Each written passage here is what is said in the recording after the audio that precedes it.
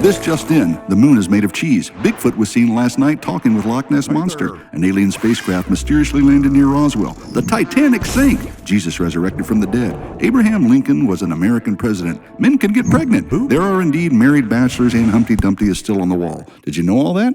Do you believe all that? Do you believe any of that? And the bigger question perhaps is, does it really matter what anyone believes? Well, I guess if you believe it's a good idea to inject lava into your veins to cure your arthritis, it might matter to you that somebody steps in, corrects your thinking, and saves your life by stopping you from actually doing such a ridiculous thing. Point is, wrong beliefs can have deadly consequences. What we believe matters. But I have a bigger question than the bigger question that preceded this big question. A deeper question perhaps. Why do you believe what you believe? I ask this because your what can crumble in a second if you don't have a strong why, even if your what is right, huh? Yeah. In fact, a large percentage of people are convinced to change their what, not because their what is wrong, but because their why is weak. Yeah, go ahead and wrap that up and we'll snack on it in a second. For now, let's consider one of the statements I open with and challenge the what with a why. The moon is made of cheese. True or false? False.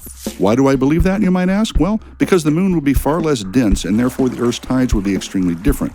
Cheese would have broken apart and disappeared already, and eyewitnesses have been to the moon and brought back rock samples. No cheese. I could go on and on here, but the take home here is you should have a legitimate why behind your proclaimed what, especially if it's important. Which takes us to another statement, a statement of utmost importance. Jesus resurrected from the dead. True or false? Well, let's say you think that's true, but then Donnie the atheist asks you why you believe what you believe.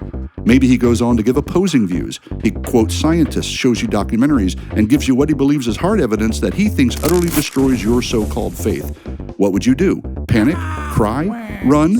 Or could you deftly defeat Donnie's deficient diatribe, declaring definitive data, duly demonstrating doctrinal dexterity, and dutifully dismantling Donnie's downright dubious demonstrations double time?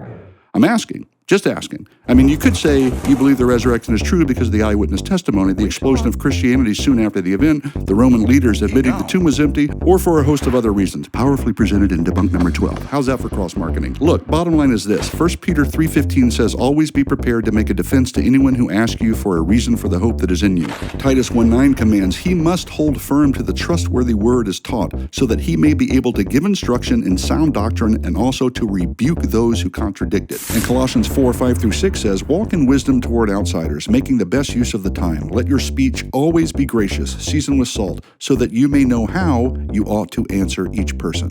Now, it seems to me that in order to do these things, you got to have a strong why behind your what. That's just how it works, people, which means the statement that it doesn't matter why you believe what you believe has been debunked. Adios.